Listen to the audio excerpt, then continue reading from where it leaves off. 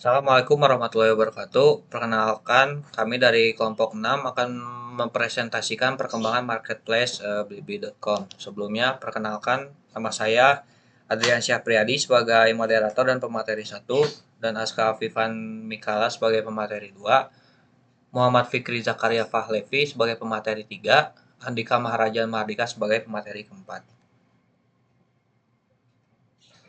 Di sini kami akan membahas yaitu sejarah Blibli, perkembangan Blibli, fitur unggulan dari Blibli, lalu kelebihan dan kekurangannya, kunjungan user per periodenya, dan pendapatannya.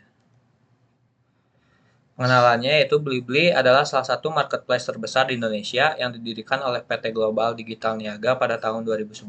Blibli berada di bawah naungan Jarum Group, salah satu konglomerat terbesar di Indonesia. Platform ini dihadir sebagai e-commerce yang menawarkan berbagai macam produk, mulai dari elektronik, fashion, kebutuhan sehari-hari, hingga produk digital seperti pulsa dan tiket.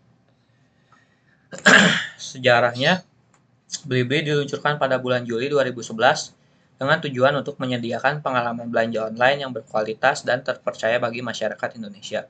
Sebagai salah satu pionir di industri e-commerce Indonesia, Blibli mengusung konsep mall online yang menawarkan berbagai kategori produk di satu platform. Hal ini menjadikannya salah satu marketplace yang menyediakan beragam kebutuhan dengan pilihan produk dari brand-brand ternama. Blibli awalnya berfokus pada penjualan produk elektronik, namun seiring waktu mereka memperluas kategori produk yang ditawarkan termasuk fashion, produk kecantikan, hingga kebutuhan rumah tangga.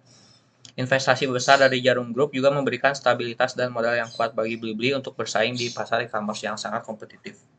Untuk materi selanjutnya akan dijelaskan oleh pemateri kedua. Perkembangan Blibli. Perluasan kategori produk. Setelah beberapa tahun beroperasi, Blibli mulai memperluas kategori produknya. Yang dari awalnya fokus pada produk elektronik, Blibli mulai menawarkan kategori seperti fashion, peralatan rumah tangga, otomotif, hingga makanan dan minuman. Dengan demikian, Blibli bisa menjangkau lebih banyak segmen pasar. Kerjasama dengan mitra brand ternama, Blibli banyak menjalin kerjasama dengan brand-brand ternama baik lokal maupun internasional untuk menjamin produk yang dijual berkualitas dan asli. Misalnya, mereka bekerja sama dengan produsen elektronik seperti Samsung dan Apple, serta brand fashion dan produk kebutuhan sehari-hari. Pengembangan teknologi dan logistik, Blibli juga berfokus pada pengembangan teknologi untuk memberikan pengalaman pengguna yang lebih baik. Mereka mengembangkan sistem logistik sendiri untuk mendukung pengiriman barang yang cepat dan aman ke seluruh Indonesia. Blibli juga memiliki gudang di berbagai lokasi strategis untuk memastikan barang dapat dikirim dengan efisien. Akuisisi dan ekspansi pada tahun 2020, Blibli mengakuisisi Tiket.com, sebuah platform yang memesan tiket perjalanan dan hotel. Akuisisi ini membuat Blibli memperkuat posisinya di pasar digital Indonesia, terutama pada hal layanan travel. Langkah ini juga memperluas layanan yang ditawarkan oleh Blibli sehingga pengguna bisa mendapatkan pengalaman belanja yang lebih lengkap termasuk kebutuhan perjalanan. Strategi omnichannel, Blibli juga mengembangkan strategi omnichannel dengan menggabungkan pengalaman belanja online dan offline. Mereka bekerja sama dengan berbagai toko fisik dan mitra retail untuk memberikan pengalaman belanja yang lebih menyeluruh. Misalnya pengguna bisa membeli secara online dan mengambil produk di toko fisik tertentu. IPO pertemuan pasar pada tahun 2022, Blibli melakukan penawaran umum perdana IPO di Bursa Efek Indonesia, menjadi salah satu perusahaan e-commerce yang terdaftar di bursa. Langkah ini merupakan strategi Blibli untuk mendapatkan dana segar yang dapat digunakan memperluas bisnis dan investasi lebih lanjut dan teknologi serta memperkuat jaringan logistiknya. Blibli bersaing dengan beberapa marketplace lainnya di Indonesia seperti Tokopedia, Shopee, dan Lazada. Persaingan ini mendorong Blibli untuk berinovasi dalam hal promosi dalam program loyalitas pelanggan, serta meningkatkan kualitas layanan pelanggan. Salah satu tantangan terbesar bagi Blibli adalah menghadapi persaingan harga yang ketat dan perang diskon yang sering terjadi industri e-commerce Indonesia. Namun dengan fokusnya pada kualitas produk dan layanan yang baik, Blibli tetap dapat mempertahankan kepercayaan pelanggan. Materi selanjutnya akan dijelaskan oleh Fikri. Kemudian ada fitur unggulan dari aplikasi Blibli. Nah, yang pertama itu ada Blibli Rewards.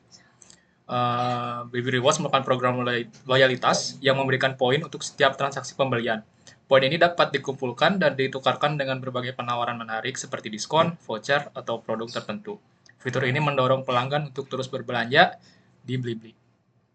Yang kedua itu ada Blibli Click and Collect. Nah, fitur ini memungkinkan pelanggan untuk membeli produk secara online dan mengambilnya di lokasi mitra Blibli yang ditentukan. Fitur ini sangat cocok bagi mereka yang ingin menghindari biaya pengiriman atau membutuhkan barang dengan cepat. Yang ketiga ada Blibli Mart. Blibli Mart ini adalah bagian dari Blibli yang berfokus pada kebutuhan sehari-hari dan barang-barang kebutuhan rumah tangga. Fitur ini memberikan kemudahan bagi pelanggan yang ingin berbelanja produk seperti makanan, minuman, produk kecantikan, dan produk kesehatan dengan pengiriman yang cepat. Kemudian yang keempat ada Blibli Now. Blibli Now itu merupakan fitur layanan untuk pengiriman cepat dalam waktu beberapa jam setelah pemesanan. Lalu di sini ada kelebihan aplikasi Blibli. Yang pertama itu banyaknya pilihan produk. Blibli ini menawarkan berbagai kategori produk, mulai dari elektronik, fashion, hingga kebutuhan sehari-hari. Dan yang kedua ada program loyalitas. Blibli Rewards memberikan poin untuk setiap pembeli yang bisa ditukar dengan penawaran menarik. Nah, yang ketiga ada cicilan 0% dan pay later. Opsi pembayaran yang fleksibel dan memudahkan pengguna dalam berbelanja tanpa harus membayar penuh di awal. Dan yang terakhir ada BliPay. BliPay ini ada dompet digital yang memudahkan transaksi dengan berbagai promo dan cashback. Kemudian ada kekurangan aplikasi Blibli. Yang pertama adalah pengirimannya yang terbatas. Blibli ini layanan pengirimannya cepat seperti BES, namun belum tersedia di seluruh Indonesia. Kemudian ada kurangnya diskon. Jika dibandingkan dengan e-commerce lain, seperti Shopee atau Tokopedia, Blibli ini terkadang kurang agresif dalam memberikan diskon besar-besaran. Yang ketiga, navigasi yang terkadang rumit. Beberapa user merasa interface aplikasi Blibli ini agak rumit dan perlu waktu untuk terbiasa dengan navigasinya. Dan yang terakhir adalah ukuran aplikasi yang besar. Nah, aplikasi Blibli ini membutuhkan ruang penyimpanan yang cukup besar yang bisa menjadi masalah bagi pengguna dengan ponsel berkapasitas terbatas. Untuk materi selanjutnya akan dijelaskan oleh rekan saya, Andika. Nah, selanjutnya ada kunjungan user per periode. Pada tahun 2023, Blibli mencatat peningkatan kunjungan pengguna secara signifikan. Selama periode Januari sampai Desember 2023, Blibli mendapatkan sekitar 337,4 juta kunjungan. Peningkatan ini didukung oleh pertumbuhan positif sebesar 25,18% dibanding tahun sebelumnya, menjadikannya salah satu dari sedikit platform e-commerce yang mengalami kenaikan pengunjung di tengah penurunan yang dialami oleh kompetitornya seperti Tokopedia dan Lazada. Rata-rata kunjungan bulanan di situs Blibli juga mengalami peningkatan selama semester pertama 2023. Pada kuartal pertama, situs ini memperoleh rata-rata 25,4 juta kunjungan per bulan dan meningkat menjadi 27,1 juta kunjungan per bulan pada kuartal kedua. Selanjutnya ada pendapatan. Nah, Blibli mencatat pendapatan yang signifikan pada tahun 2023. Pada semester pertama 2023, pendapatan Blibli mencapai 7,77 triliun rupiah yang mengalami peningkatan sebesar 15,8% dibandingkan periode yang sama pada tahun 2022.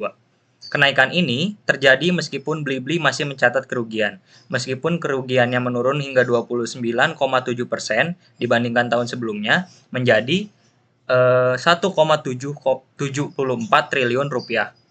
Pendapatan ini didorong oleh peningkatan jumlah kunjungan pengguna dan strategi pengembangan bisnis Blibli, seperti ekspansi layanan dan akuisisi Tiket.com yang membantu memperkuat posisinya di sektor e-commerce dan perjalanan. Cukup sekian presentasi dari kelompok kami. Mohon maaf bila ada kekurangan atau salah kata. Terima kasih. Assalamualaikum warahmatullahi wabarakatuh.